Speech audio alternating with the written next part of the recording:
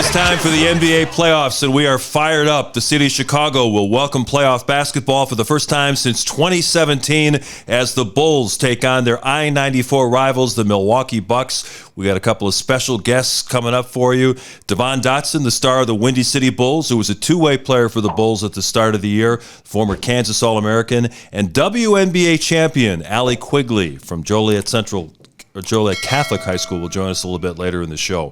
We also want to thank our great sponsor, Jeff Vukovich. When it comes to insurance for your auto, home, and business, make sure you contact the king of insurance. That's nationwide agent Jeff Vukovich at jeffvuk.com. That's jeffvuk.com. We're going to put Stacey to work early, testing the golden pipes. Nationwide is on your side. Okay, first of all, Pavel, you didn't okay that to me. You didn't okay that in the meeting that you were going to do that. America, if you hear somebody go, oh, he just got throat punched. Don't ever do that again without getting the okay from me or Mark. Forget Whispers, because Whispers probably told you to do it. I thought it sounded pretty good. That was terrible. Play it one more time, Pavel. Let me hear it one more time. You can't find it. Nationwide is on your side. Is that my voice? Yeah. Remixed. Boy, that was my voice? Man, that must have been back in the day, huh? A couple octaves higher. Oh, baby. I thought it was Aaron Neville. I didn't know. Oh. Nationwide is on your side. Thank you, ladies and gentlemen. Thank you, Aaron Neville. The big man with the angel voice. Thank you very much. I'm a professional analyst. He's got it all loaded up for us today, man. Paul's out of control, ladies and gentlemen. America, Paul's out of control. He may experience the 1-inch punch, man. No, forget the 1-inch punch, Mark. It is a throat punch for him, okay? That's a little bit more deadly. The 1-inch punch you can recover from. It's the throat punch that you walk around holding your esophagus, okay? And the old fractured larynx. Yes. Tough to survive after that. Damn, Pavel. Out of control, Pavel. My goodness. And he trying to tell people to get on with the show. He's producing the show. Yeah, he's producing the show now. Who gave him the headmaster's task? Unbelievable. Okay, it's tough to get good help. But if you want good help for your auto, home, and business, make sure to contact our buddy, Jeff Vukovich, at jeffvuk.com. We know Jeff Vuk will be in the stands for games 3 and 4 at the United Center, but Stacey's going to be heading to Brewtown for games 1 and 2. I think the great thing about having this full week is it really gives you a chance to develop a strategy because you lost the games during the regular season, but the first 2 were really close. It's not like they don't have a chance against these guys. No, they've got to listen, America. I know everybody thinks this is going to be a sweep. I don't believe that. I think the Bulls have an opportunity to extend this series. The key for them is, Mark, and I've said this, even though they've come in limping through the finish line and they've just played the last 10 ball games have just been terrible, okay? They've got a puncher's chance. But in order for that to happen, a few things has to go their way. Number one, and I've been saying this in the broadcast, Vooch has to play like a center. He can't play like a 2-guard. He's got to get in the post and establish low post dominance. If he can do that, the Bulls have a chance, okay? Second thing, ball movement, player movement. You have to do that against Milwaukee because they are so good defensively. They're long, they're athletic, and you've got to make them work defensively. You can't come down and just go ISO ball on them. It's not going to work because if you look at the Bulls, 2 wins against 20-something losses, the good teams in the NBA, they figured out how to stop the ISO ball. The other teams where the Bulls had success, the mid-range teams and the losing teams, the Bulls dominated those teams because they couldn't stop the mid-range game. But the good team stopped it. Milwaukee was one of those teams. The last 2 games, they found a way to stop it. So they're going to have to move the basketball, and you're going to have to unleash Patrick Williams. Yeah. You're going to have to unleash him because he's the wild card in my opinion. They've been holding him back. He's been holding himself back, however you want to look at it. But in that Minnesota game, when we did that Minnesota game, he was a different Patrick Williams. Totally different. 35 points. Totally different. It was kind of like, remember when they said, Hoodie Mello, when Mello had the hoodie, nobody could stop him. Oh, it's Hoodie Mello, okay? It's Summer League Pat, okay? Pat was playing like Summer League Pat because he knew he was the number 1 guy. He knew that he was going to get a lot of opportunities against Minnesota Timberwolves. And I just want to tell people, people say, oh, well, Minnesota didn't play their starters. They didn't play 2 starters. They didn't play Cat and they didn't play D'Angelo. But Anthony Edwards played, Covington played, Patrick Beverly played. They played their rotational players against the Bulls, second string guys and third string guys. So don't make it look like Patrick Williams got 35 on a bunch of Sisters of the Poor. He went against some of their top defensive players. What's his name? Vanderbilt. Vanderbilt is one of the best defenders, on ball defenders in the league. Doesn't get a lot of credit because he's in Minnesota, but he kind of reminds you of Covington with his length and athleticism. They've got some really, really good long athletes, and he was just manhandling them. I mean, he was getting wherever he wanted. Yeah. Plus, he was the Bulls' #1 option that night, so they had to focus their defensive attention on him. Yes. It wasn't like he wasn't in the scouting report. Yeah, it wasn't like he was just coming down the floor wide open, getting wide open layups. They hit him. They played physical against him. This kid has an NBA body. He had an NBA body coming in as a first-year player from Florida State. And he's shown flashes, and I always say this on the broadcast. He's like a Ferrari. His body and his game is a Ferrari. He just doesn't know how to drive it yet. It's like he's stopping and going and stripping the clutches, but eventually he's going to learn how to drive it. And once he learns how to drive that, the potential is there's no ceiling, because he could be an all-star caliber player, and I think he showed that against Minnesota. And Billy's going to have to find ways to get him involved. The one thing I saw him do very well in that Minnesota game is that we tend to forget how good a ball handler he is. He used to be a point guard. We look at him as being, 6'9", this 240-pound guy. We just expect him to run and jump over everybody. But he can handle the ball. He can run pick and rolls. He can get people involved. And I think they got to implement some offense for him. And one of the things that Milwaukee has done recently is they've kind of let up on the defensive end. I saw a stat where since the All-Star break, they're like 25th in defensive rating, and they've gotten into the habit of just trying to outscore teams. The great thing about the champion Bulls, they never lost a game in the first round. They were best-of-5 series back then. They were always 3-game sweeps. They didn't mess around. I don't even know what it was like to lose in the first round, to be Yeah. honest with you. I've never lost in the first round until I played in Miami, and we got beat by the 72-10 Bulls. But I think the Bucks are kind of playing with fire because they want to outscore you. They don't really want to lock in. Holiday's a great defender. Giannis can block shots weak side, but on ball, I think that they can get some stuff done against these guys. Well, if you're a Bulls fan and you're the Bulls, you're hoping that this team has so much confidence that they think they can just walk through. Mm-hmm. It's very similar to, I go back to when Miami Heat had won the championship the year before, and then the Bulls swept them the next year with Shaq and Dwayne Wade, and then went and beat them 4-0. I kind of liken it to that.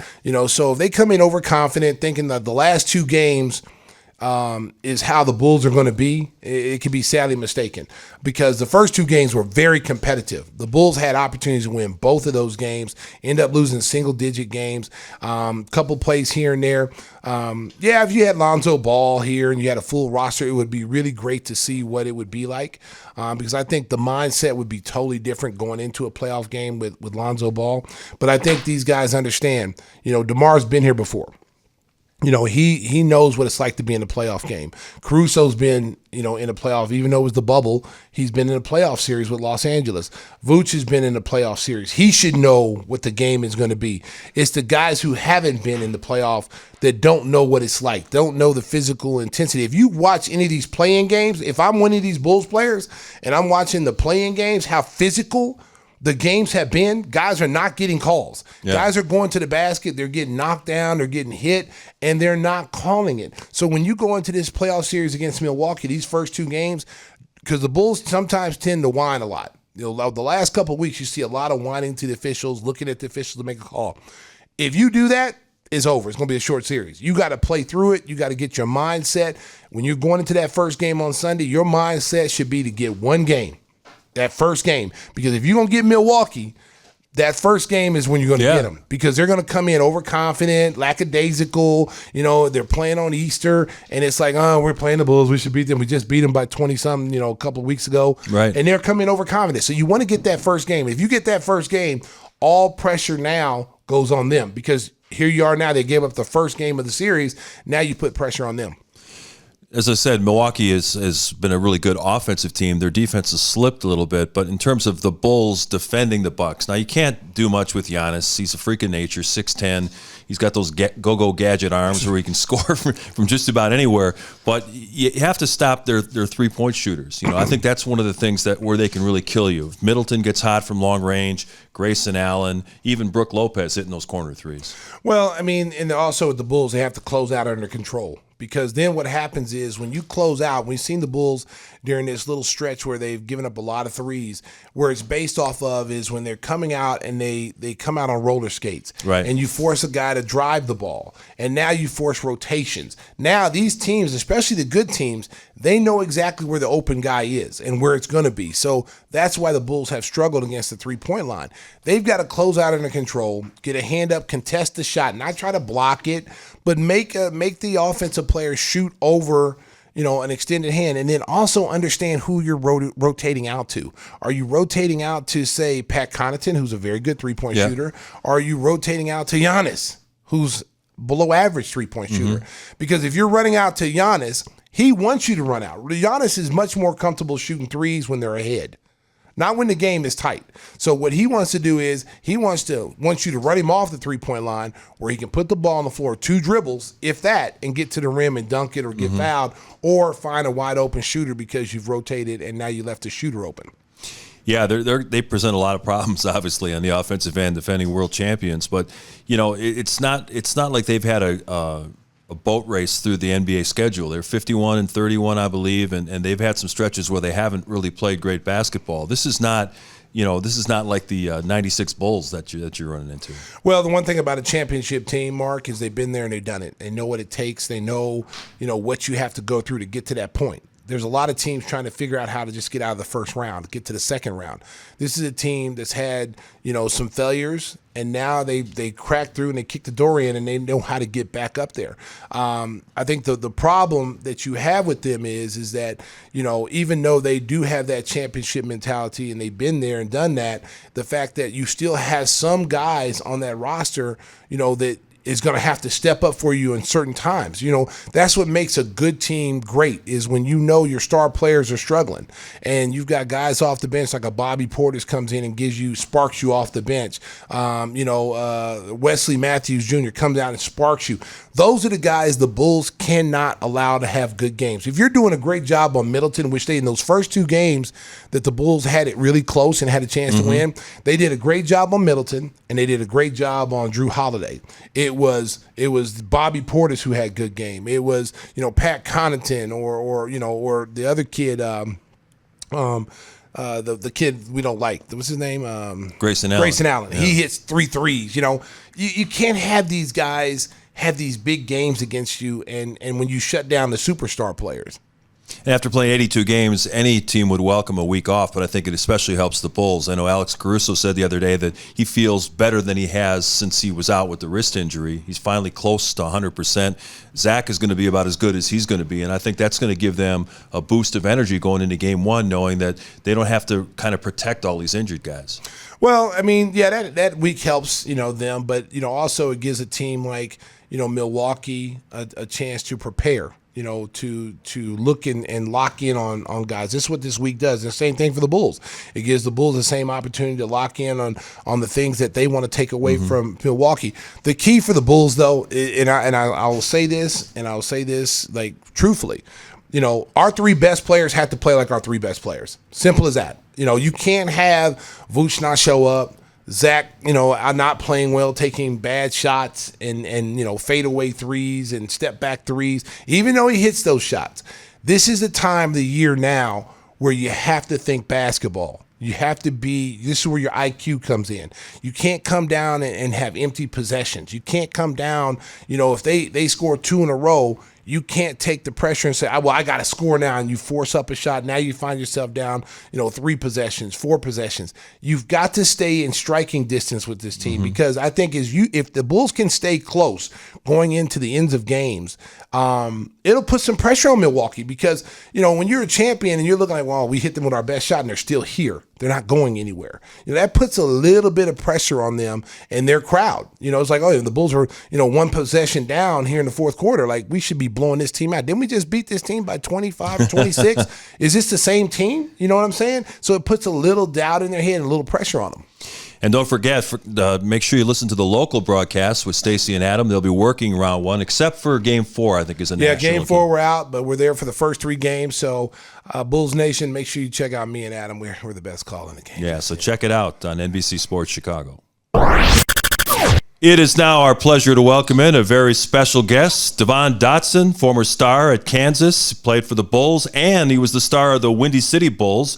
Had a chance to call the home games this year, and I always marveled at Devon's fearlessness. Devon, watching you play over at Now Arena, the way you would take it at big guys, I'm sure that's something that you had to learn your whole life, but what was the mentality that you learned that gave you that fearlessness to go into the land of the Giants and always come out the winner?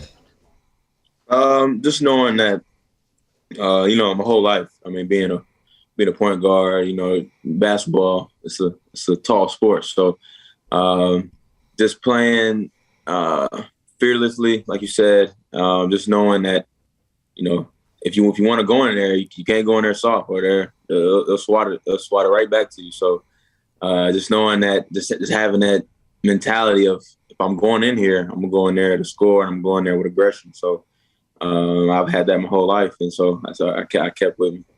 Well, first of all, I want to add on that you're from Chicago. That's the Chicago way. any of the players come from Chicago. No, seriously, like, it's a mentality. Absolutely, it's a mentality. Yeah. I go back to Tim Hardaway when he was in high school, and Jamie Brandon, Isaiah Thomas, all these guards who've come through Chicago have Derrick Rose. Has this mentality. I mean, Ayo DeSumo has this. They just had this toughness about them that they're not afraid to go through big guys, small. It doesn't matter. They play with a heart. And that's what I like watching Devon play. I was a fan, even though I went to Oklahoma, I was a fan of his at Kansas. And then when I found out he was coming here, I was like, man, that's a great pickup for the Bulls. He's a kid, knows how to play, he knows how to play point guard. He's All-American. He played for a great coach in Bill Self. One of the things I like about you is that the fact that, not only can you score and you can get your teammates involved, that you really try to get over screens, you really focus on defense. And that was something we were talking about before we came on the show, about even being more focused on that. Do you feel like that's something in one of the areas that you really got to focus on to get to where you need to go? No, definitely. I mean, I feel like, that part of the game I can hang my hat on. Just being just a pest on defense, using my quickness to not get screened. That's big on defense. Just how many ball screens are now in the game today. Just providing that pressure in the defensive end and making the other guard work. I feel like that's somewhere I can, carve out a role, like from day one. So, yeah. Hey, take us back to training camp. You're battling with Lonzo and Ayo and Kobe White and Zach LaVine. What are those practices like? It was competitive. Me, like, I was picking up 94 feet, trying to make Lonzo turn, trying to make Caruso turn, just trying to just put everything out there. A lot of battles, guys trying to dunk on each other. I mean, it was just a lot of talking, communication. So it was a great training camp. Like I said, super competitive, and it was good. When you were up here, because you were up here for a while, and then you would go back down to the G League and play, how did that help your confidence? When you went back down to, because I coached in the CBA, and when guys would get called up on a 10-day contract, and they would come back down to play in the CBA, their confidence was super high because they said, wait a minute, I was up here playing against XYZ. Now I'm down here. I'm gonna kill this dude. Is that how your mentality was? No, I think it is because, even like the games, I would be up there, but the games I'm not playing, I'm sitting on the sideline. I'm watching guys like Kyle Lowry. I'm watching guys, Ja Morant, right there playing up in person, or it's the great guards in the league, Chris Paul. And so just watching them, just playing against them, watching from the sideline. And then you're like, man, this guy's really elite at what he does. And then you go down there, you pick up, little stuff that they do, like stuff that you see. And then you go down there and it's like that mentality. It's just like, I was just up there. You know, I can try to, you know, manipulate the game down in the G even more. So, yeah, definitely, it's confidence.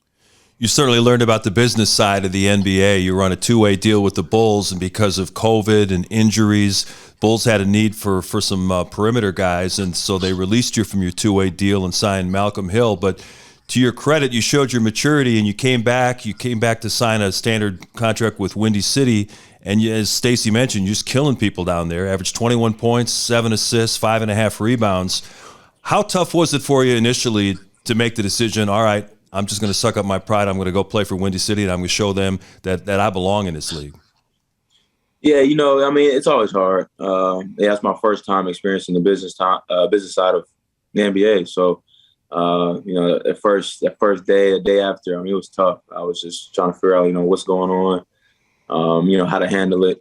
Talk to my agent and my family, and you know, we decided to, yeah, just stay here. You know, you have your resources here. You're from here. You know, make the most of it and sign with Windy City. So, I mean, it was tough, but like I said before, I'm a big you know, advocate on writing my own story. I learned that this is a journey. It's not easy. It's not easy at all. And so I just attack it. You know, adversity comes up. You know, like anything in life. So I just, you know, just try to face it and, you know, just try to bounce back even harder. So that's how I looked at that G League season and tried to make the most of it. Now I'm gonna play general manager right now, and we're in an exit meeting right now. And I say, Devon, you're gonna go off this summer, and you know, what are you gonna work on this summer? What do you feel you need to get stronger in the areas you need to get stronger at coming back into next season to be a better player? I mean, well, first of all, I'm working on everything, but I mean, the areas, you know, I would say, and I'm gonna focus on a lot this offseason, is just shooting off the dribble, getting that more consistent, just being knocked down with that, and also floaters, you know, that mid area, just being more consistent and with a different type of, you know, mid areas, float game areas. And then, yeah, I mean, so those are the areas where I'm locking at a lot this summer, and just consistent, just rep it out and make those my strengths. So that's what I'm focused on.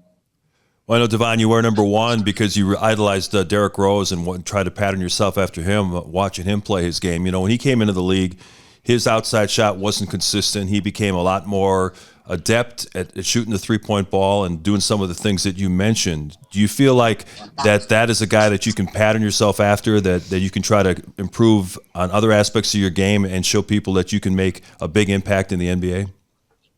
Yeah, I mean, the answer's in the work. That's how I look at it.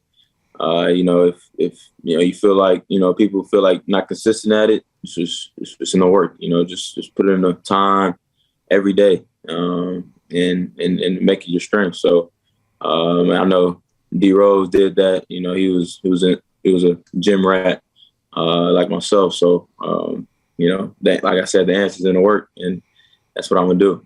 Just work my tail off. Yeah, I mean, you know, you look at a guy like Giannis who couldn't shoot a lick when he first came in the first couple of years, and now he's gotten to the point now where you have to respect him as a three-point shooter. He may not be the 40% or 38%, but he's a guy that if he took 10, he could knock down 4 or 5, which could be critical points of the game. So you got to play him a little bit differently now. And I think that a lot of these guys, you know, I think DeMar DeRozan, and you were around DeMar this year, you know, I think he's kind of broken the mold that you either have to shoot a three or you got to get a layup. You know, he's brought the mid-range game back to the forefront, and people are looking at this like, man, this dude is still averaging close to 30 points a game shooting mid-range jump shots. Right. Yeah, I mean, that's I feel like, you know, that's the league. You know, that's where the league's going. They fell in love with, you know, the three ball, the analytics and everything behind it. So, you know, I'm a mid. I love mid range. I get into my mid range. You know, I'll shoot it, and you know, I feel confident in it. So, but yeah, I mean, just expanding your game. I mean, that's what it's for. You know, that's what basketball is. Just trying to just get better. You know. Yeah, Devon, one of the things Stacey always talks about that every team needs is their dogs, and that's One thing that's not on the stat sheet ever. So it's those guys fighting for everything. And you're a great rebounder already. No, yeah, for sure. Well, here's a prime example. The kid Alvarado from New Orleans. This is a kid, small guard, 6 foot 6'1", but he picks up full court. He comes in the game and he just disrupts everything. And he was on a 2-way deal, and now he just signed a 4-year deal to play with New Orleans. Mm-hmm. And so, and we talked about Spencer Dinwiddie being in that situation, being let go by the Bulls, but then ended up signing with Brooklyn and parlaying that into a very nice deal.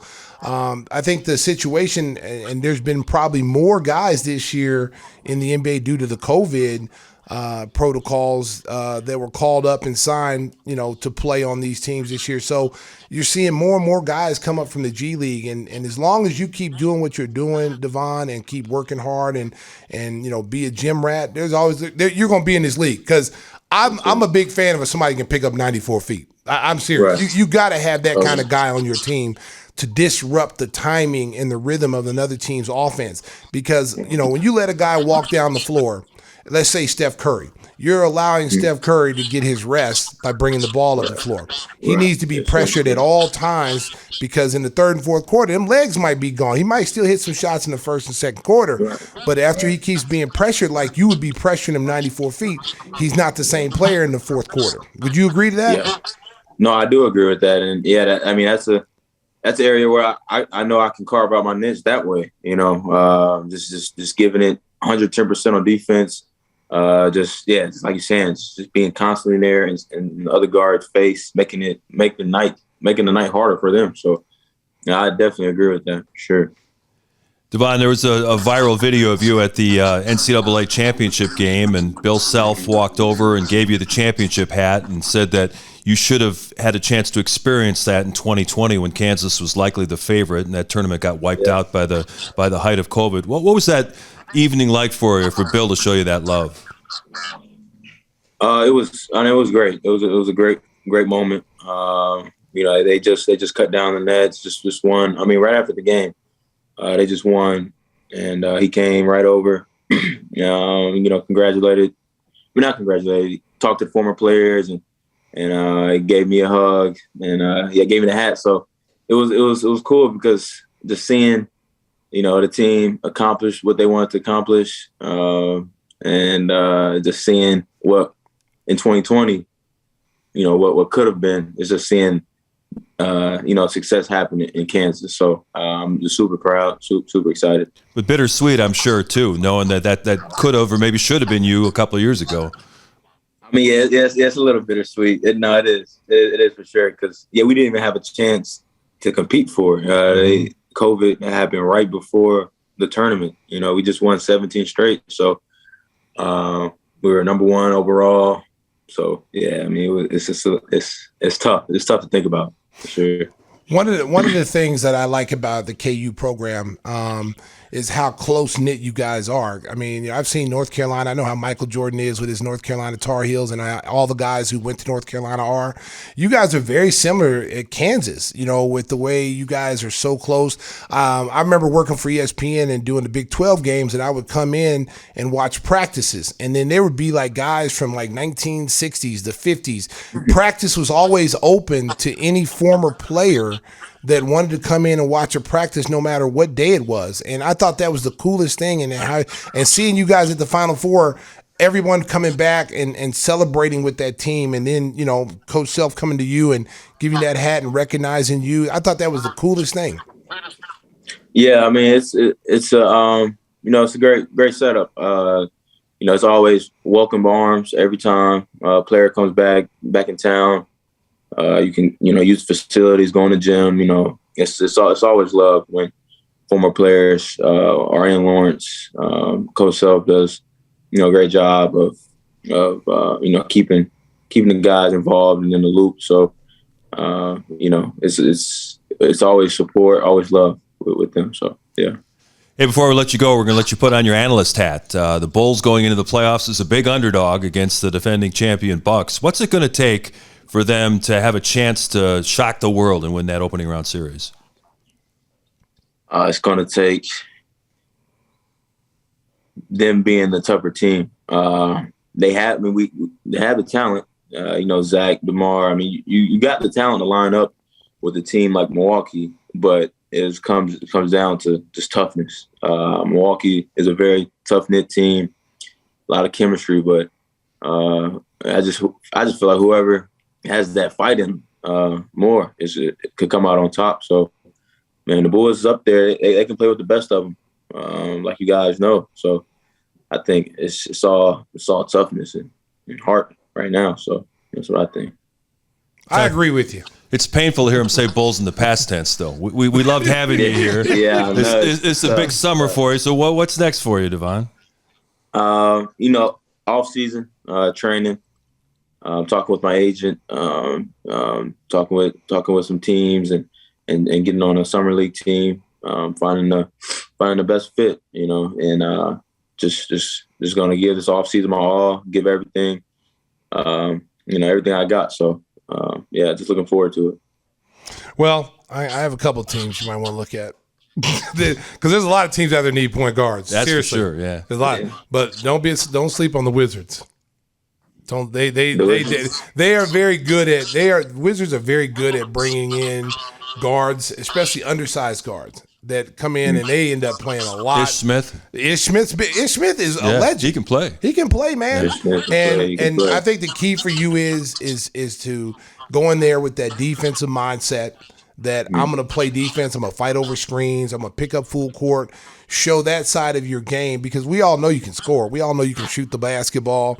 That defense is going to get you in the door. That's why I used to tell guys that I was coaching the CBA. If you're in the CBA, they're not paying you to score. You can score down here, but they're paying you to do the intangible things. Defense, rebound, assist. That's what they're paying you. That's what they want you to do because they drafted guys or they got guys that are making $20 million that are doing that. And that was one of the hardest things telling developmental league guys that because most of these guys come from programs where they were the man, where they average 24 points a game or whatever. But when you're at that minor league level, you got to have the mindset of I'm coming in to run the show as a point guard, to get my teammates involved, and to play defense. And if I can do those two things very well, I got a pretty good chance to stick. And then they can see my other stuff. Once my foot's in the door, they can see I can do other things besides those two things. But those are the main things I think that and just talking to you, I know you feel the same way. No, yes, sir. Yeah, for sure. No, that's a good point. Yeah, for sure. Well, we're going to be rooting for you this summer. We're looking forward to seeing where you're headed next. It was a pleasure getting a chance to call your games with the Windy City Bulls. I got a chance to meet your family. They couldn't be more proud of all that you've accomplished, and we wish you nothing but the best of luck, Devon. And when you make it big time and you sign that big deal, don't forget the little people. Don't forget that when I call you to come back on my show, I'm like, Devon, I need you to come back and show you a 2-time All-Star now. You ain't got time to talk to your boy. I'm sorry, Stacey. I'm here with you, babe. I'm with you. I said, don't forget the little people. I got you. Okay. Oh, for sure. So who's going to win the title, Devon? You got to give us a prediction there. The NBA title. I would say Phoenix. Mm-hmm. Phoenix coming out the West, and I have not Philly. Probably. Probably no, not Milwaukee. You don't want to say Milwaukee because Stacey's going to turn on him. Oh no, he has a right to his opinion. He is a hooper. Hey, we're not gonna hold that he live in Chicago. Right, Philly. All right. Yeah. He's changing it again. He's like, no, not Philly. Man, I'm in a tough. Now, Philly, Chicago finals. That's my prediction. There you go. wait, to throw that Chicago in there, boy. Yeah, that's right. Yeah, way to go. You know your bread and butter there, boy. Phoenix, Chicago. I like that, boy. Hey, we got to get Devon some of your hot sauce. Yes, Stacey's got his own line. I got Give my me own the hot sauce, baby. It's off the chain too. I gotta get some. Oh yeah, we. You know what? We're gonna get your address. Mark will get your address and we'll mail it to you. All right, that'll be great. Yeah, for sure. Cool. Appreciate it. Devon Dotson, our guest on episode 74, Gimme the Hot Sauce. Coming up next, we got another treat for you. WNBA champion Allie Quigley joins the show, so keep it right here. Thank you. Rock Chalk Jayhawk, baby. Allah. All right. Rock Chalk. Episode 74, Gimme the Hot Sauce rolls on. It is now our pleasure to welcome in WNBA champion, Allie Quigley. Allie, how does that sound to be introduced as a champion? Still kind of surreal. I mean, I feel like we were pinching ourselves all offseason, just like, did we really do that? But I think this year we're going to finally be able to feel it, because we are the defending champs. So it feels pretty amazing. Was it a surprise? Are you guys like the lowest seed to ever win the title? Because you guys weren't like a high ranking seed. You upset like almost everybody you played. Yeah, what's crazy is in the preseason, a lot of people had us picked to win it all. We were preseason ranked pretty high up there, and then we just had a crazy injury season and lost 7 in a row, won 7 in a row, and then just like really couldn't get it going. So, when we went on that crazy run at the end, but being 16-16 in the regular season, nobody expected it at the end, but we kind of reminded ourselves like, hey, this is what we were supposed to be at the beginning. But luckily we were able to be healthy in the playoffs and pull it off. But like you said, I think we were the lowest seed, which was a 6, I believe. Yeah, 6. Yeah. Which was amazing because I mean, just being that low of a seed and then seeing the teams that you guys had to play that were, I don't think anybody gave you a chance, especially, as you said, you guys were preseason, favored, and then you went through all this adversity and injuries and everything, just like we're going through the NBA right now, all the injuries, the COVID protocol and stuff like that. For you guys to bounce back so quickly and so dominant was amazing. Yeah, I think it just shows that the playoffs are just all about momentum. I feel like the second we kind of tasted a win or two in our first single elimination games and just kind of felt, what we could be for the rest of the playoffs, it's just confidence, And once we had that momentum, it was just like we just rode it the rest of the way. And, in the WNBA, we don't have to play best of 7 series. So it's kind of quick, if you're hot at that moment, you can win it all. And I think, we showed that. So based on that, Allie, do the Bulls have a chance? Yeah, I keep telling everyone, I'm like, we were 16-16. They were so much better in the regular season. They can do it. So I'm looking forward to that Milwaukee series. Allie, you're no stranger to the Chicago sports market. You grew up in the area, played high school basketball at Joliet Catholic, so it's kind of tough to generate fan interest if you're not one of the big 4 sports. What was it like for you to see the atmosphere grow at Wintrust Arena during your playoff run? That atmosphere in the last couple of playoff games were just fantastic, people getting behind you. It was unbelievable just to be able to, just run out on the court and see so many people there. Just obviously that's what the NBA players feel like all the time, and just to be able to have that, it really does help you play better. There's nothing like playing in a full gym, and it's really hard to get up for, an empty gym. So I feel like it really helped us, play our best, and just to be a part of that experience, especially in my hometown, it was just something I'll never forget. Now, will that be something you guys talk about when you go into preseason this year, is to try to build on that momentum that you guys had as far as the fan support? Because as you know, Chicago's a sports city, and we've got some of the loyalist fans in team sports. So with your success you had last year, the parade, all the people that came out for the parade, you guys are going to be coming in this season with some buzz from the city. How important is it for you guys to get off to a good start and keep that momentum going for the future? Yeah, it's huge. It feels like it was just yesterday that we won. So we're hoping the rest of Chicago kind of feels like that too, and just wants to, keep that momentum. I've heard from our owners that we've quadrupled our season ticket holders. So wow. I expect to see, just visually when we, run out on the court, I'm sure we're going to feel like there's so many more people there. And I'm just hoping that, like I said, if we all stay healthy in the beginning, we got a pretty good squad coming back. And I think none of us want to do this 16-16, turn it on in the playoffs thing again. So I think our plan is to, try to be great the entire year.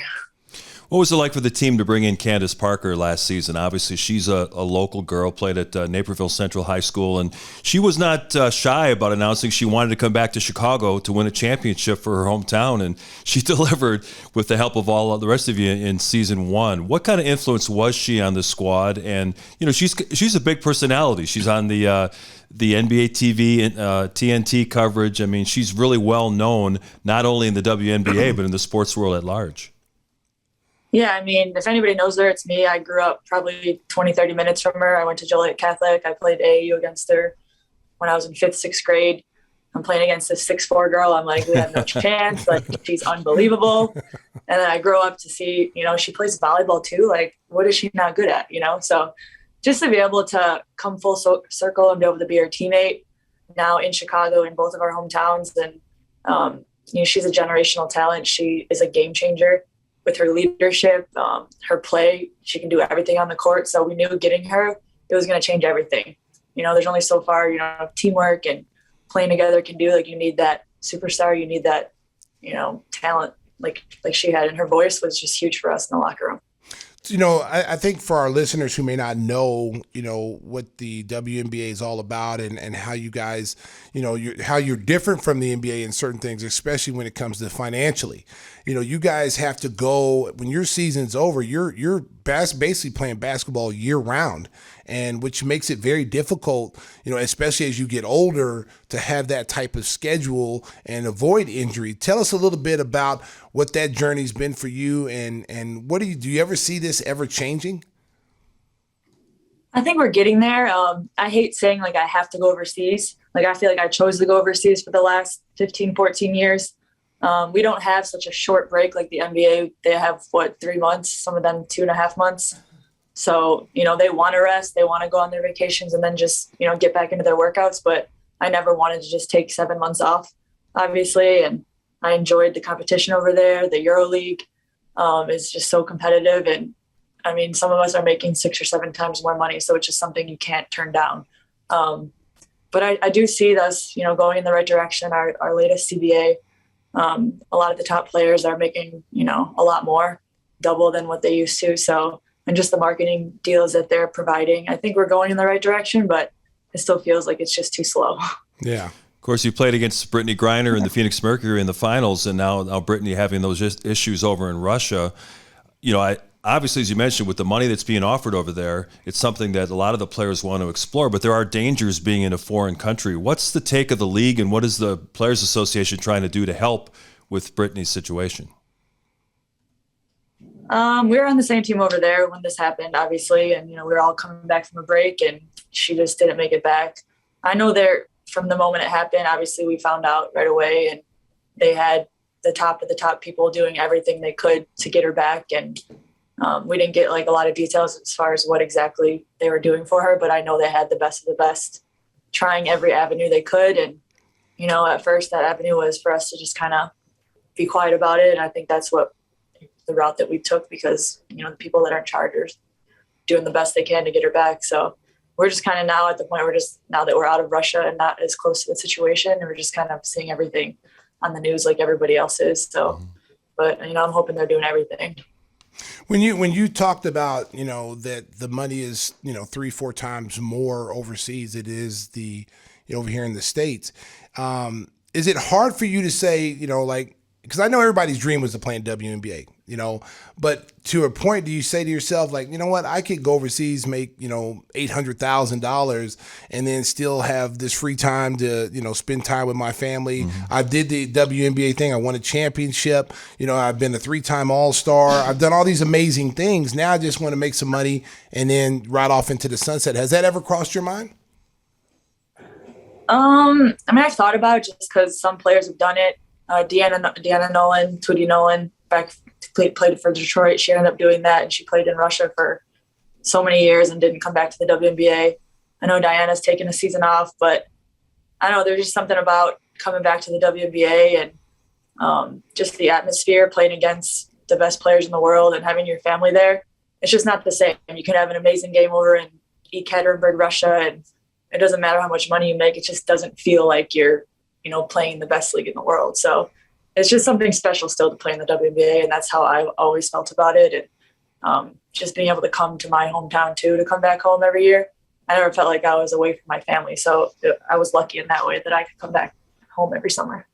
Yeah, I could relate to that because when we were in a lockout, I was over. I know you played in Fenerbahce.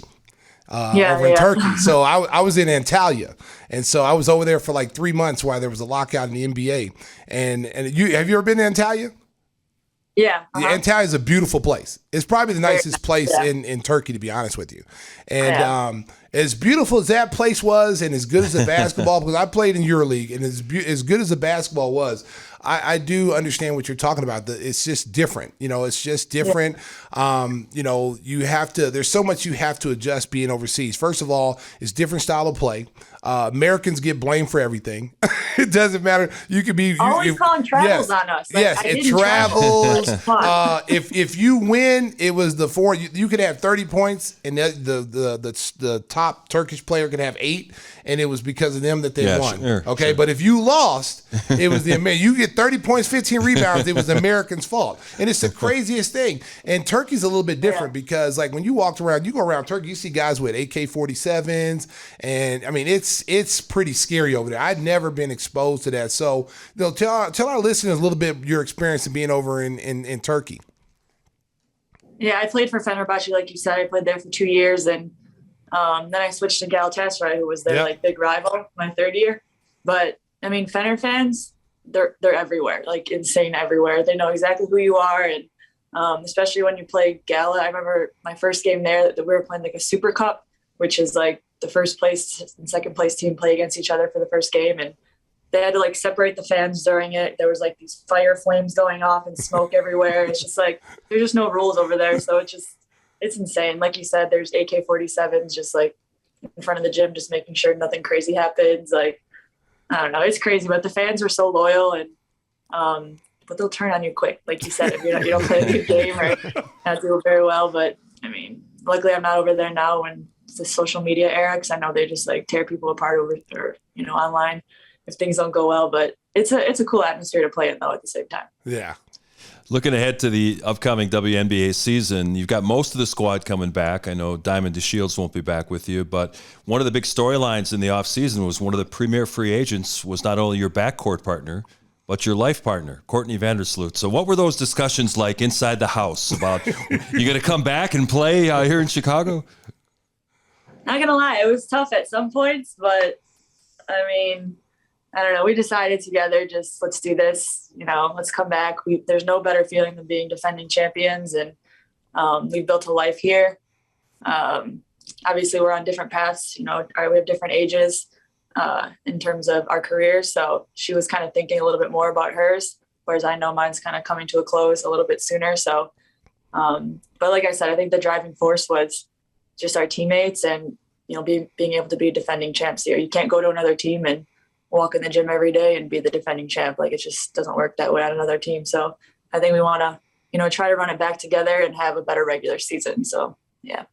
Yeah, I was talking to you last week about your career at DePaul, and she tried to slough it off like it was no big deal. And I'm like, anybody that scores over 2,000 points is a big deal. Yeah, that is very hard to do at the college level.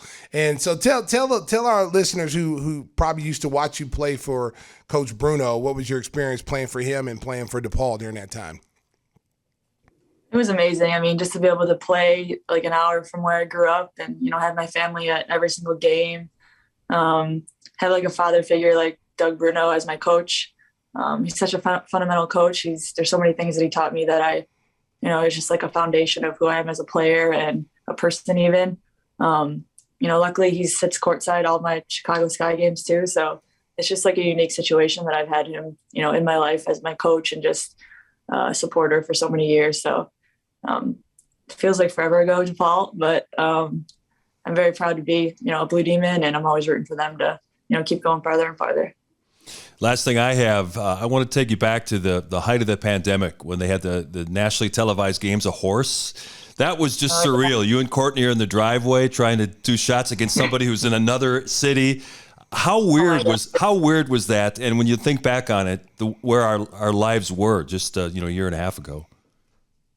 It was so strange. Like, I remember we got back from Russia, and it was like we were afraid to even like be anywhere near our family members. Like, I remember my nephew trying to run up and hug me, and everyone was like, "No!"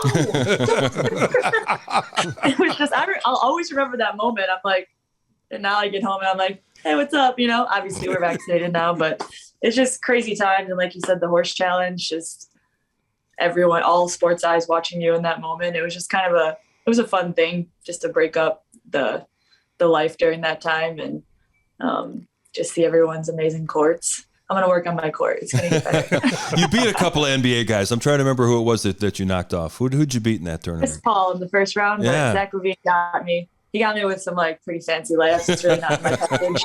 At least he didn't reverse dunk on you or anything. It was really close though. It was like almost like a dunk. And he like finger rolled it. And he finger rolled it. Yeah. Well, I got one more question for you. Tell our listeners. You know, I know your relationship with your mom. I read where she's like you really idolized her and the things that she did, and you kind of followed into her, her footsteps. Tell us about the relationship with your mom and how important she was to you on your journey. She was everything to us. I have a sister, 2 brothers. We lost our dad when we were 6, 7 years old. We were all pretty young. So she just kind of had to like take us over and she kind of just put us into sports, I feel like, just to keep our minds off of that. And they both played in college. They met in college. She played 3 sports at a college back where we're from in Joliet. So I was just always exposed to it. And everywhere I went, it was like, your mom was such an amazing athlete. Your mom was such an amazing player. So it's like I just grew up hearing how amazing she was at everything she touched, and I just wanted to be like her and just make her proud. And I knew we always knew our dad was watching and just wanted to make him proud too, because I remember hearing stories that he wanted to be in the NBA one day. He wasn't that great, but he was good in his own right. But just to be able to fulfill his dream on the women's side is something that I always thought about too. And she's everything to me, and she's still here supporting me every day. So, well, I'm sure you made both of them enormously proud. You're a great one in your own right, multiple-time All-Star, 3-point shooting champion, and now WNBA champion. We are so thrilled that you and Courtney are going to be back with the Sky to defend the title. I know training camp's not far away, so we'll be rooting you on. Allie Quigley, one of the stars of the Chicago Sky, our guest on Gimme the Hot Sauce. Quigs, I'll be there to see you. I'll see you out there. Oh my God. I want to hear that when I make it 3. Yeah, you'll hear me. Give me the hot sauce, Quigs. Give me the hot sauce. Saucy. Love it. Love it. Thanks again, Allie. We appreciate it. Allie Quigley, our guest. We're coming back with more on episode 74. Give me the hot sauce.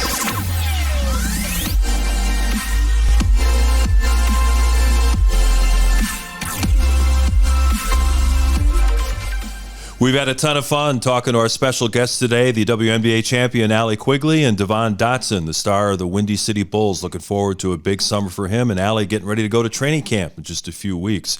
And we got to get him some hot sauce, Stacey, because that stuff's flying off the shelves. Our guy Timmy Whispers has been busy. Yeah, it is. Whispers. Careless whispers. Don't drop any bottles. Hey, we got good reviews on the new hot sauce, baby. I leave that to UPS. Yeah. Hey, the new hot sauce got some great reviews, man. My driver who brought me over here, Gene, I asked him, I said, did you try the new hot sauce? And he's like, oh my God. It was so hot. I couldn't even take it anymore. I had to give it to my son-in-law. He loves it. He's going to order another bottle. I couldn't take it. It was too hot. Some guy ordered 6 bottles. Really? Yeah, so he's going to have a good time. Oh, wow. It might have been. A couple gallons of milk to wash it down. Yeah. Because somebody asked me, he's like, hey, how is that guy Pavel, the Russian guy who took the hot sauce? Is he okay? Is it really that hot? And I was like, yeah, man, it's really that hot. I said, his eyes is bleeding. Well, he tried one hotter than that. Yeah, he did the atomic that didn't make the cut. Yeah, he didn't make the cut. Because we didn't win the lawsuits. Bring in some of those lawyers. Oh, yeah. It was too hot. Howard Aiken would have got after us. Yeah, Howard Aiken. We're doing a read for Howard Aiken. He would have sued us. Oh, Howard, you dirty dog. You dirty dog. You turned on us. So how can the folks get this hot sauce? Okay, America. If you like hot sauce and barbecue sauce, then you are listening to the right show. Gimme the Hot Sauce has the best small batch organic sauces to spice up your kitchen. Chicago-style red sauce with garlic twist, our St. Pat's Verde green sauce with extra avocado and cilantro, and our King's Q, a bold, spicy, and sweet sauce just like me. And we just released the hottest of the hot sauce, Chicago Fire 1871. Don't let the year fool you. Okay, it's old, but it ain't cold. Use code HOTSAUCE21 to get 21% off your first order. That's HOTSAUCE21 for 21% off. That's Gimme, Gimme, thehotsauce.com. And we have t-shirts and mugs and other swag too. And she'll like it too.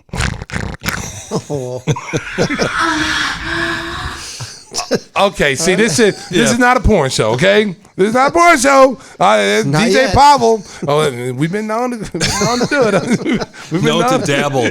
We've been known to stick our feet in there. Our feet in the pond, baby. Don't sleep, America. So the sauce is hot, and the NBA playoff action is going to be hot starting this weekend. Stacey, you look at the first-round matchups. We don't know all of them yet because there's still a couple of number 8 seed spots to be decided. But which first-round series do you think there's the potential for an upset? Oh, man. I'm going to say New Jersey and Boston. New Jersey Brooklyn? Brooklyn. I always say New Jersey. That's all right. That's what it was when you were playing. Yeah, that's how it used to be. I'm sorry, America. I got caught back in the 90s. But Brooklyn. I think Brooklyn could beat Boston. Yeah, I really agree. do. They just watching them the other day in the playing game was unbelievable. They were clicking on all cylinders, and then they're getting contributions from a lot of different people. Brown played really well for them. He's like a Swiss Army knife. He does all the little bitty things and rebounds, pushes the ball. They look really, really good, and Drummond is playing well for them. Drummond is the key for me, I believe, for them to go as deep as they want to go. Drummond is the key. And Kyrie Irving in the first half made all 10 of his shots, I believe. I mean, he's playing now. He's in his mid-season rhythm. And you can say what you want about Kyrie and his stances on different things, but the guy is a hell of a basketball player. Oh, I mean, arguably top 10 player in the league. Yeah. And, I mean, when you look at, how he plays, I mean, there's nobody on the floor that can stay in front of him. I mean, he can get anywhere he wants to at any time. He can score from inside, outside, post-ups. I mean, how do you stop the guy? And then, if they get Ben Simmons back, which is it's up in the air whether he's going to play or not. But, man, I tell you what, you want to know, how in the world did he hurt his back? You haven't done anything. You were out since last year. What did you do? What did he do that it made his back hurt?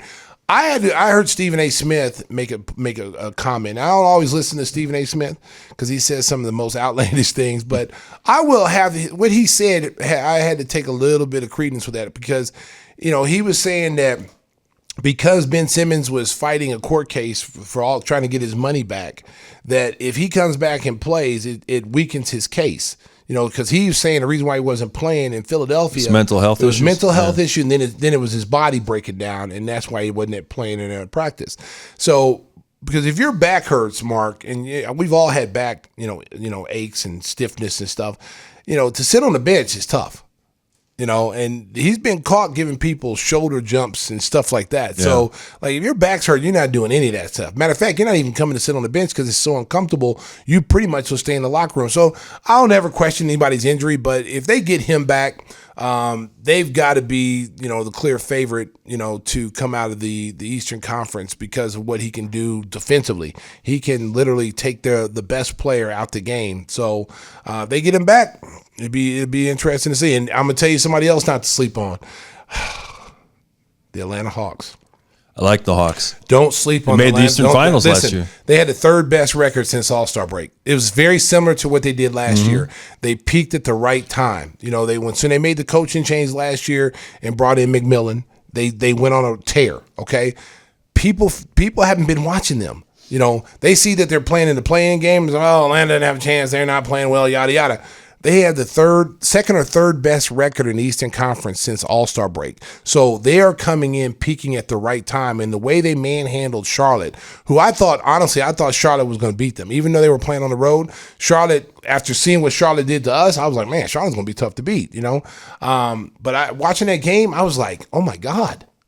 If Atlanta makes shots, if they play without John Collins. They might get him back, too. They're supposed to get him back on Friday against Cleveland. Yeah. So their pick and roll game, and Trae Young didn't play well in the first half, but he got his teammates involved. And so they were knocking down threes and they were hitting shots, and then, they started going inside with the ball. I mean, they look like last year when they made it all the way to, the second round, they get to the finals. They got to the finals last year, right? Eastern Conference Finals. Yeah, and they probably, people are probably saying they were probably a year too early.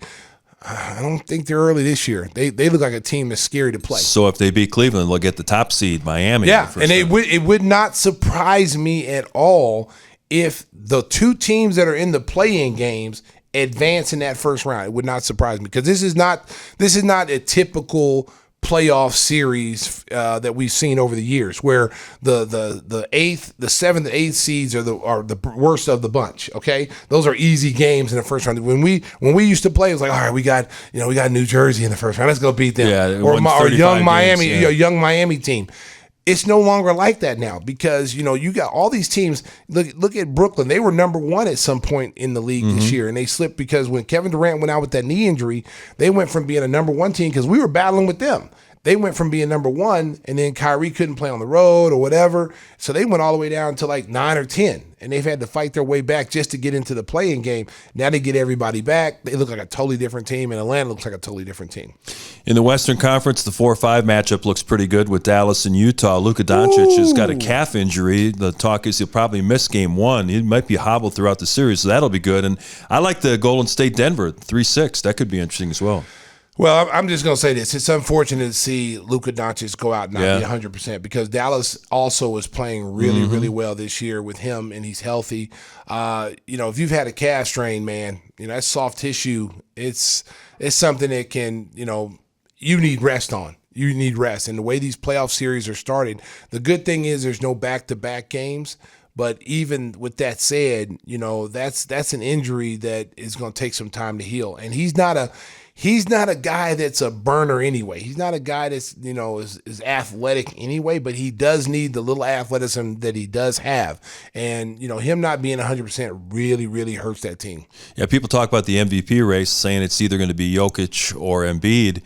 But you look at Luka's numbers and what he did with, because you look at the rest of that roster, Brunson's a good player. They got a couple of other good supporting pieces, but he's carrying that team. He's averaging like 28, 9, and 8. I mean, crazy numbers he's put up this Well, year. he, you know what? He came in out of shape, though. Yeah. That people was hold that against him. him. Yeah, he was out of shape to start the first month and a half of the season, and that really hurt them. These guys, Jokic and Embiid, these guys have been from the very start of the season to where they have been, carrying their team. And what Jokic has done is amazing. Yeah, with his other two best players out. Oh, my goodness. Jamal Murray and exactly. Porter. I mean, two of your top players are out, and you've kept this team in the contention, which they're going to be a tough out too. If Golden State thinks they're just going to be able to walk through Denver and beat them, they got another thing coming because Jokic gives them a whole different – who guards him? And he makes everybody around him better. He gets everybody involved, and he's a big guy. I mean, he plays big when he needs to play big. They don't have anybody – Golden State doesn't have anybody in the post that can match up with him if he decides to go into the post. Stacey sporting his Sox hat today. They're off to a 4-2 start. They lost the finale against the Mariners 5-1, but they've had injuries. Lucas Giolito had the the abdominal strain, but he's only supposed to miss a couple of starts. Lance Lynn probably won't be back till late May, so that's going to hurt them. But Tony La Russa, I was covering opening day, and he said, the thing about our squad is we have too many good players. Sometimes he can't get the guys in that he wants to use because they have so much depth. And once they get Moncada back, this is a deep team that's gonna be around in October. Well, I mean, it's a good problem to have. I mean, you'd rather have a deep team with great quality players that you can plug in, when guys get hurt, because baseball is such a long, long season, and so when you got guys on the bench that can come in and fill a role for a month, and you don't miss a beat, and then you are able to get those star players back, it only makes you that much more valuable as a team. I think the key for them though is pitching. They've got to stay healthy. They got to get their rotation where it needs to be because we know they can hit. We know they can hit with the best of them, but it's the pitching. Pitching is wins championships in baseball.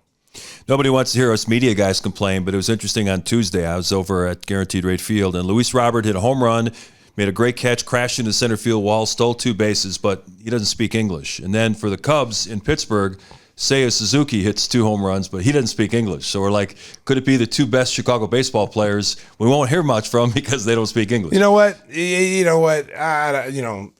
people need to get over that. It's my problem, right? Yeah, it sounds like a personal problem, okay? You know what? They speak baseball. You know what? If they're hitting home runs, driving in runs, and teams winning, who cares? Right. If they really just want to keep it simple, every time they get up and they talk to somebody and they have a great game, hit a home run, they say, "Give me the hot sauce," and then that's all you gotta say. Give me the hot sauce. Stacey's got a solution for everything. And then that's all you got to say. That's all you got to say. Or say gimmethehotsauce.com. Yeah, or gimmethehotsauce.com. or I mean, just keep it simple and then walk away. Come to the press conference. Let me see that right there, Tim. Let me see that bottle. Yeah. They come to the press conference. You know they come with Gatorade. Have a prop, yeah. You know, they just have just do this, America. We got to get those tattoos on the back of boxers. Like, Susan, you have anything to say? I don't understand. But give me the hot sauce. Give me the hot sauce.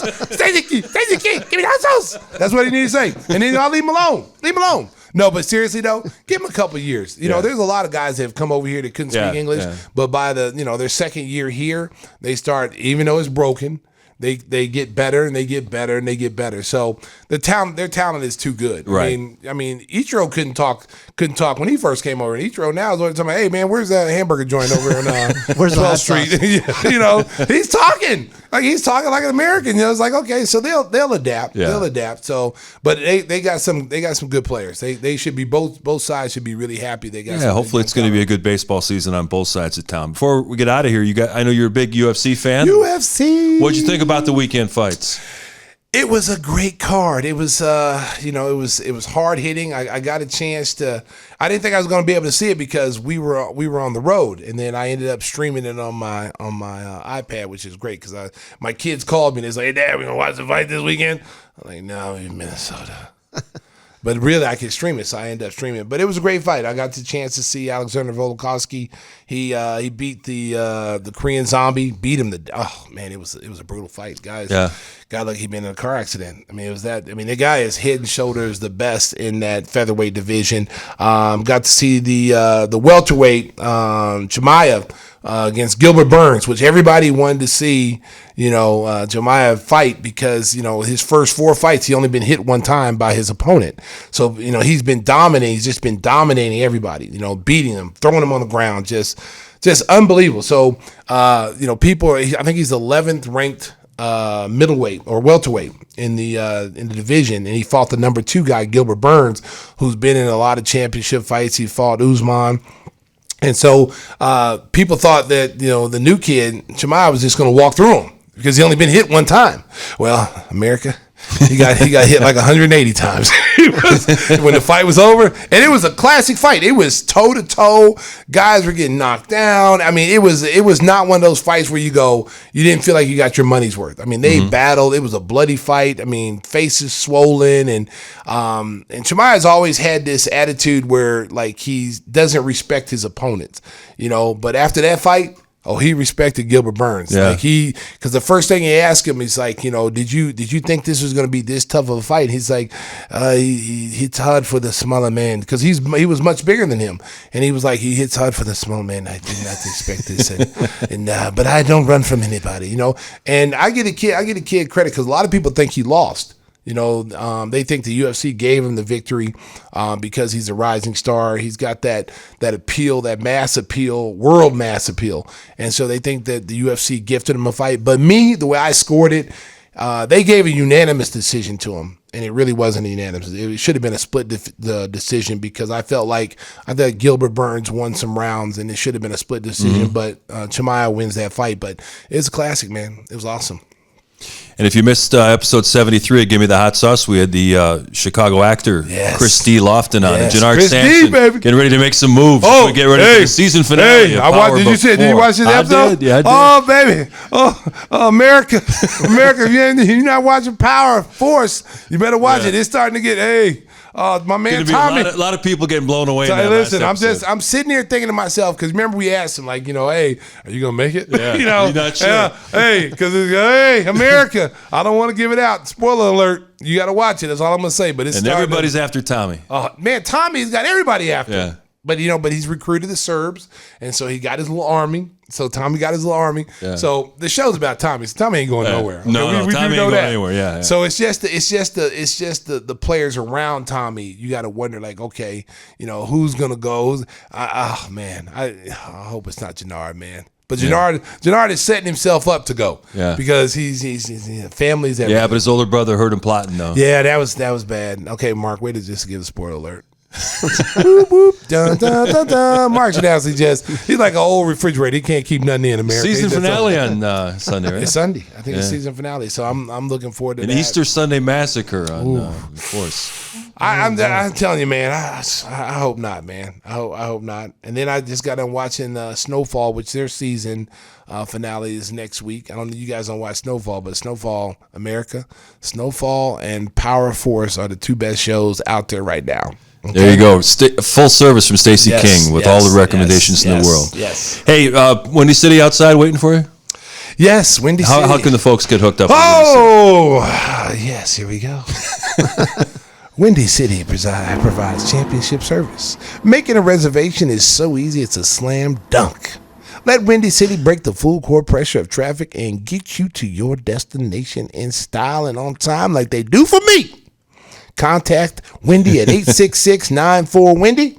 That's 866-94-WINDY, and tell them Stacey sent you. I don't know if you'll get a discount, but you might as well try it. 21%, huh? Yeah. I don't know if it might not be not 21%, America, but you never know until you try. Just say, Stacey King, I listen to Stacey King on Give Me the Hot Sauce. Yeah. He told me to use his name. Do a name drop, and they're gonna probably tell you, I'm sorry, sir, you have to pay full price. So I don't know what Stacey told you, but there's no discounts here. The first 21 feet are free. Oh yeah, the first No, there's nothing free. No, I'm not saying nothing, America. I'm just saying. Pretty sure I'm just saying the service in Windy City is unbelievable. Yeah. They drove me to Milwaukee. The last game we played in Milwaukee. They can do it again. They're doing it again. They're doing it again. Nice. It's in the playoffs. Yeah. They got me there in style. It was a lot of fun.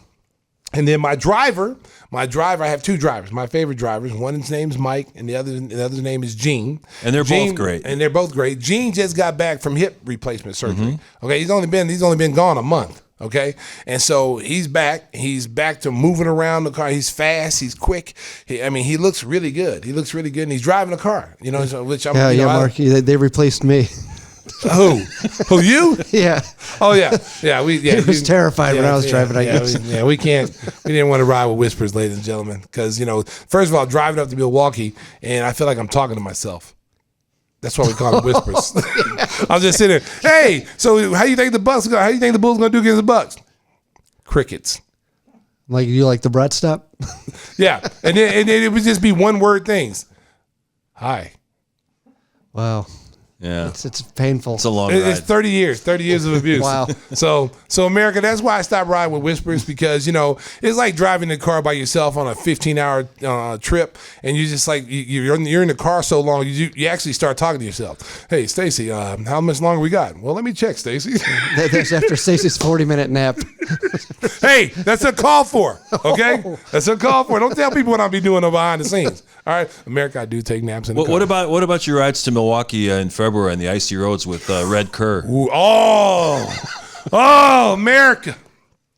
Hey, R.I.P. Johnny Red Kerr. Yeah. There's some great stories about Johnny Red Kerr, but one of them is not driving to Milwaukee in the middle of winter. I'm just going to throw that out there. There's a lot of great stories about the great Johnny Red Kerr, but I'm just lucky to be here right now because there's been time. Oh, America. Stacey had a death grip, just hanging on. We're driving in the big red van. He had a big red van. It was specially made for Johnny Red Kerr.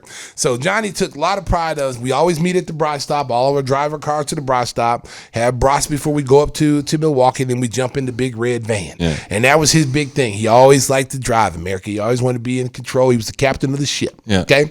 So going up there wasn't bad because the sun was shining. The light was still going on, so you felt safe. Okay. But then when the game was over, trying to get out of Milwaukee is tough anyway. Trying to get on the road for all the people going back to Chicago. So Big Red got the big, the big van, the big red mobile. We're out there, man. He's driving. We're on the road. All of a sudden, I'm like dozing off. All of a sudden, you know how when you get on the side of the road, and the rocks come up and hit the car, and it's like you can actually feel the rocks hitting the side of the car, and you're like, oh my God, what the hell? And he's back, and Red is literally turning around talking to us like this. He's looking in the back seat. All right, hey, what did y'all think about? I'm like, man, if you don't keep your eye on the road, it's 10:30 at night. There's ice on the ground, and he's back there talking to us, like literally turning around in a little captain chair and talking. Yeah. And so then like I told Bill Winton, I was like, oh man. I said, I'm just gonna drive myself, bro. I 3 trips is enough for me. Yeah. And but I tell you what, I wish that those times were still here because we laugh and joke and stuff, but some of the stories that we had, so much fun we had with Red Kerr and Stormy Norman. Yeah. You know, you wish you had those days back, man. So you cherish those moments. And RIP to my man Red and to my man Stormy Norman. They are sorely missed. Not a day doesn't go by that we don't think about those guys in some aspect. So when you guys drive in the big red van, so between you and Red and Tom Dora, that's like 21 feet of broadcasters. Neil, I mean, it was like clowns in a circus, you know, when the circus pull up and they like 20 clowns come out of the car. And you're like, how did they get all those clowns in that little car? That's how it was, you know? Yeah. And so like, I remember like my first broadcast day when I worked with those two guys, Tom Dore and Red, like we had the biggest broadcasting crew. Absolutely. Like, we had the biggest broadcasting crew, 7-footers, 6'10", 6'11". Yeah. And, you know, it was a lot of fun. You know, it was a lot of fun working with those. And one thing about Johnny, like, you know, Johnny was kind of the old lion. You know, normally when you get in, you got a young guy coming in and you don't, you know, there's like this, you know, apprehension or attitude. And, you know, Johnny was welcoming from the very start. You know, it made my transition from coming doing the post-game show, pre- and post-game show to actually calling games, made it so easy for me. You know, made sure that everything was taken care of. I needed anything. And I'll never forget that, you know, because sometimes it's hard for guys who are, you know, legends. You know, I consider Johnny one of the Chicago broadcasting legends. If you were to put a Mount Rushmore, you know, up there, his face would be up there. Yeah. You know, so I've really felt honored being able to come up through him and learn from him and be able to spend quality time with him as a player and then as a broadcaster. Because I have some video of him interviewing me in my rookie year, you know, a bunch of times, and just sitting there thinking like, you know, I'm looking at it now going, man, who would have thought that I would have been in his situation, be the guy interviewing people or being the guy that's behind the microphone. And it's pretty cool to look at. And Johnny was, you know, younger back then, you know, and it just makes you realize like how precious life is. Oh, no question about it. And we all get old. You know, Father Time is undefeated. You know, at some point, I'm gonna be the Red Kerr. You know, but I'm not gonna be crashing the car. I'm gonna be driving. I'll have somebody driving me. There ain't gonna be no rocks on my car. You know, I ain't gonna be hitting it. But there's gonna be a coming time where I'm gonna be that guy. So for all the Bulls fans making the trip up to Milwaukee for either game 1 or 2, and you pass the broad stop, make sure you hit the horn and a salute to the great Johnny Red Kerr. Yes, or stop there and have it. They got some great broads if you've never been there. Also, shout out for the great Pat Foley. They were taping the show on Thursday. He's calling his last Blackhawks game on television tonight. He's been doing that for like 42 years. So, congrats to the great Pat Foley. Man, I'm telling you, man, this has been a sad year. It's a great year because these guys are going out on their own. You know, they've done a lot and they're walking, going to the sunset. You know, you got Neil that came back and did his little, you know, last quarter with me, which was like, I'll remember that for the rest of my life. And then Pat Foley, you know, being the guy that, you know, been the Blackhawks voice for so long. Hawk Harrelson a couple years ago. I mean, all these great broadcasters are riding off into the sunset. And, you know, Chicago sports will always, you know, regenerate guys. You know, it's just because this is a great city, it's a great sports town, but it's going to take some time for people to, you know, to replace a guy like Pat Foley. You know, Adam has done a great job stepping in the shoes of Neil Funk. You know, and Jason Benetti's done a great job with you know, doing it for, you know, Hawk Harrelson. So, you know, Chicago, very lucky. I would say Chicago has some of the best broadcasters in cities, better than anybody in the country. I mean, and Stacey King going strong. So make sure you check out the local broadcast of the Bulls Bucks coming up Sunday, Easter Sunday. It's a 5:30 tip. Pavel's got places to go, people to see, dinners to eat. He's anxious to go. So feet to rub. How about some music, Pavel, as we say goodbye to the great audience here? You remember where that button was? He wasn't going to forget this time. Happy Easter. As drive home safely. Red van, Stacey gives you that little bit of advice on the way out. We'll see you next week, everybody.